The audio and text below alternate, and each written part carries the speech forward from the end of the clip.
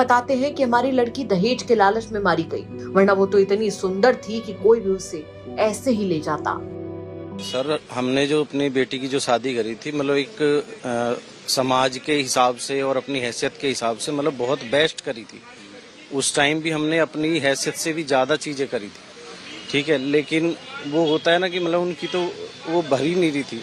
इतनी प्यारी बच्ची थी, इतनी सुंदर बच्ची थी कि मतलब कोई ऐसे भी ले जाता, मतलब इतनी सुंदर बेटी थी हमारी।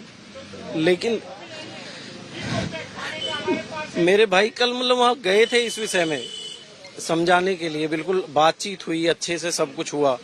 लेकिन मतलब आधे घंटे बाद ही फोन आ गया, जैसे वो वहां से विदा होके घर पे आए, आधे घंटे बाद ही फोन आ गया कि बेटी मतलब गिर गई है।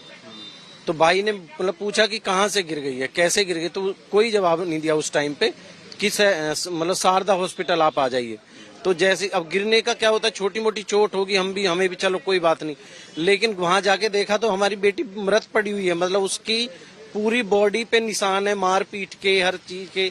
और उसको इनफैक्ट उसके पेट में मतलब या तो कोई बुलेट का मतलब घाव है, वो इतना मोटा घाव है, और या मतलब कोई स्क्रू वगैरह, कोई सरिया वगैरह मतलब उससे मारा गया है उसको।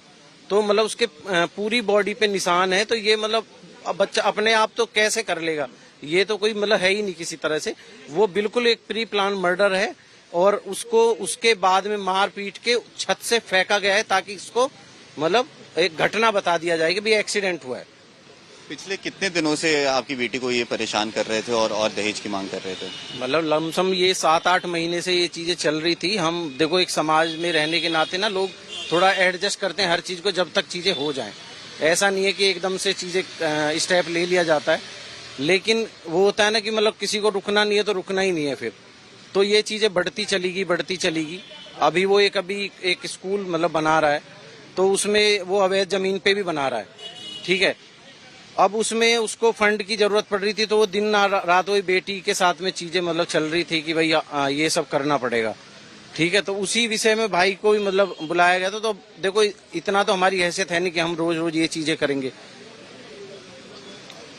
ये जो इनिशियल इन्फॉर्मेशन आई है उसमें पुलिस का भी ये कहना है कि छत से कूद के जान दी है, तो आप मानते हैं इस बात को, या कहीं ना कहीं लगता है कि ये अभी तो पोस्टमार्टम तक नहीं हुआ, तो पुलिस ऐसे मतलब किसी को रिपोर्ट कैसे दे देगी कि भाई वो छत से गिर के उसने सुसाइड किया है। अभी तो पोस्टमार्टम रिपोर्ट आ जाए, जो उसको चोट के निशान है। अभी तो पुलिस भी, हाँ ये देखो ये घाव है पूरा बड़ा। बिना पोस्टमार्टम के बयान दे सकते हैं। आपकी भी बात हुई होगी पुलिस से, क्या रवैया रहा है प्रशासन का अभी तक, और इंसाफ मिलने की उम्मीद दिख रही है कहीं? जी, पुलिस ने तो भी हमसे मिले बिना, हमारा कोई व्यू लिए बिना पहले ही बोल दिया है कि छत से जो उन्होंने आत्महत्या की है, जबकि ऐसा नहीं है।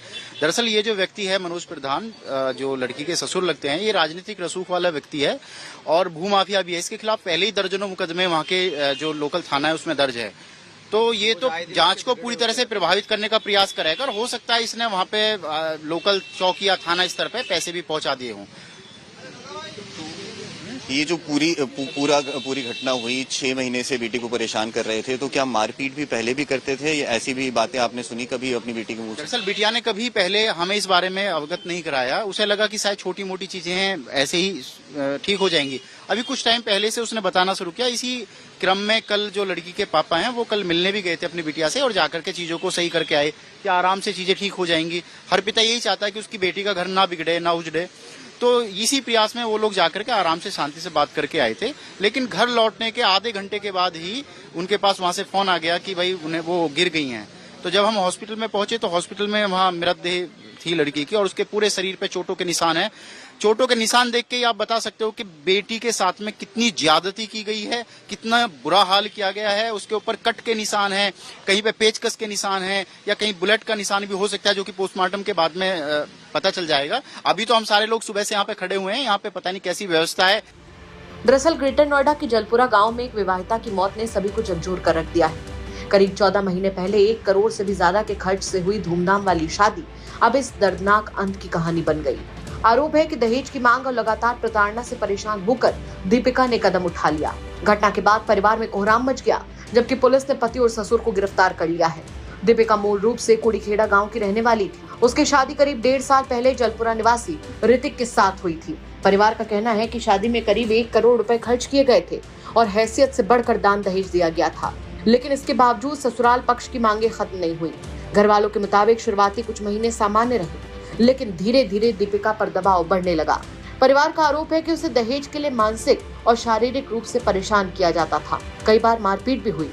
दीपिका के मायके वालों का कहना है कि बेटी अक्सर परेशान रहती थी, लेकिन समाज और रिश्ते को बचाने के लिए वो सब कुछ सहती रही। देखना होगा कि इस मामले में अभी और क्या कुछ निकलकर सामने आता है। ग्रेटर नोएडा से यूपी तक के लिए अंशुल सिंह की रिपोर्ट।